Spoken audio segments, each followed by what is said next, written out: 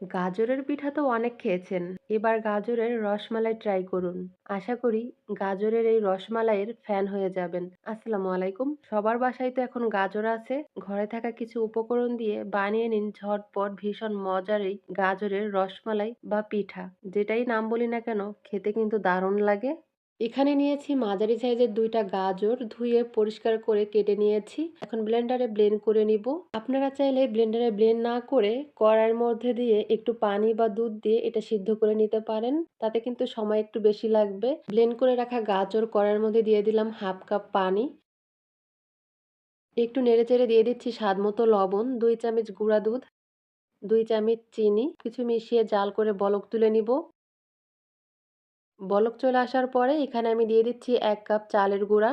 আপনারা চাইলে কিন্তু এখানে ময়দা, আটাও ব্যবহার করতে পারবেন। চালের গুঁড়াটা দিয়ে চুলার আঁচ লোতে রেখে এটাকে এখন সিদ্ধ করে নিব। ভালো করে সিদ্ধ করে নিয়েছি। ঢাকনা দিয়ে ঢেকে রাখবো ১০ মিনিটের জন্য।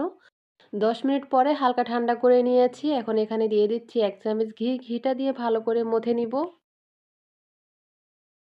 ভালো করে মথে নিয়েছি। এখন হাতে একটু ঘি মেখে নিয়েছি। এখান থেকে ছোট, ছোট লেচি নিয়ে হাতের মধ্যে গোল করে ঘুরিয়ে নিব। তারপরে লম্বা করে এই যে বানিয়ে নিব। আপনি কতটুকু বড় করে বানাবেন সেই আন্দাজ করে বানাবেন। এখানে যার, যার পছন্দ মতো কিন্তু বানাতে পারেন। এই যে আমি একটা বড় একটা ছোট বানিয়ে দেখালাম। আমি এই যে এরকম করে সবগুলাকে বানিয়ে নিব। এই যে ছোট, ছোট করে সবগুলা বানিয়ে নিয়েছি। আর বানানোর পরে কতটা সুন্দর লাগছে। এখানে আমি ১ কেজি দুধ জাল করে 1/2 কেজির মতো বানিয়ে নিয়েছি। এখন এখানে আমি দিয়ে দিচ্ছি 1/3 কাপ চিনি। মিষ্টিটা কিন্তু যার, যার পছন্দ মতো দিতে পারেন। অনেকে কম খায় মিষ্টি, আবার অনেকে বেশি মিষ্টি পছন্দ করে। বলক চলে আসার পরে বানিয়ে রাখা মিষ্টিগুলো দিয়ে দিব। দিয়ে এই সময় কিন্তু মিষ্টিগুলো খুবই নরম থাকবে। আলতো হাতে নেড়ে দিতে হবে। আর মিষ্টি জিনিসে কিন্তু লবণ দিলে স্বাদ আরো বেড়ে যায়। তাই আমি ১ চিমটি পরিমাণ লবণ দিয়ে দিলাম। বলক চলে আসার পরে আলতো হাতে নেড়েচেড়ে দিব। তারপর চুলার আঁচটাকে মিডিয়ামে রেখে এগুলোকে রান্না করে নিব। আর একটু পর পর এইভাবে নেড়ে দিতে হবে, তা না হলে নিচ দিয়ে লেগে যাবে। ঢাকনা দিয়ে ঢেকে রাখবো ২-৩ মিনিটের জন্য। ঢাকনা সরিয়ে আবারও আলতো হাতে নেড়ে দিব। এইভাবে আরো ৪-৫ মিনিট রান্না করে নিব লো আঁচে।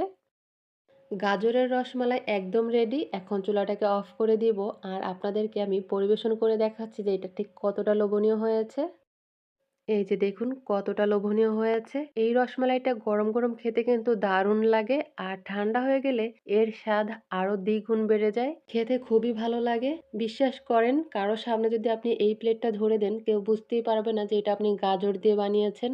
তবে এটা খেয়ে আপনি নিজেও বুঝতে পারবেন না যে এটা আপনি গাজরের পিঠা খাইছেন নাকি রসমালাই খাইছেন। একদম রসমালাইয়ের মতো খেতে লাগে। রেসিপি ভালো লাগলে গাজরের সিজন থাকতে একবার হলেও এই রেসিপিটা ট্রাই করবেন। আশা করি সবার কাছে খেতে ভালো লাগবে।